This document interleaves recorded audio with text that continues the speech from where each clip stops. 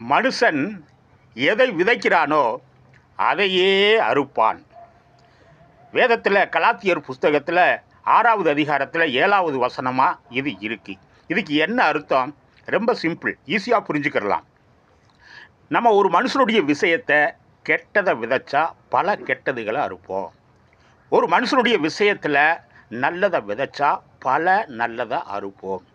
உங்களுக்கு ஈஸியாக புரியணும்னா, ஒரு மனுஷனுடைய விஷயத்தில் ஒரு ரூபாயை நஷ்டப்படுத்திட்டா நம்ம வாழ்க்கையில் 10 ரூபாயை நஷ்டப்படுத்துறதுக்கு மனிதர்கள் எழும்புவார்கள்.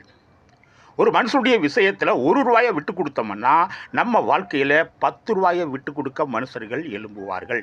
இதை சின்ன விஷயத்துக்கும் பொருத்தி பார்த்துக்கலாம், பெரிய விஷயத்துக்கும் பொருத்தி பார்த்துக்கலாம். பிள்ளைகளா, ஒரு நெல்மணியை விதைச்சா 10 நெல்மணிக்கு மேலே அறுப்போம்.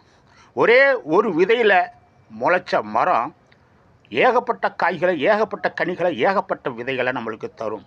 அதே போல தான் நம்ம செய்கிற ஒவ்வொரு காரியங்களுக்கும் எதிர்வினை உண்டு. நல்லதை விதைத்தால், நல்ல காரியங்களை விதைத்தால் நம் வாழ்க்கையில் நல்ல காரியங்கள் நிறைய நடக்கும். கெட்டதை விதைத்தால், கெட்டதை செய்தால் நம் வாழ்க்கையில் கெட்ட காரியங்கள் நிறைய நடக்கும். ஆகையால் பிள்ளைகளா, நம்ம வாழ்க்கையில் கெட்டது நடக்கவே கூடாது.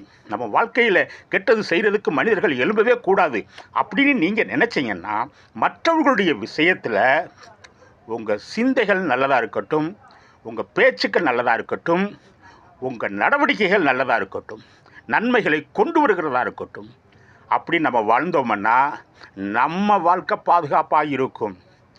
நம்ம வாழ்க்கை சமாதான சந்தோஷத்தோடு இருக்கும். பிள்ளைகளா, புரிஞ்சுக்கிட்டீங்களா? கர்த்தர் உங்களை ஆசீர்வதிப்பாராக. ஆமென்.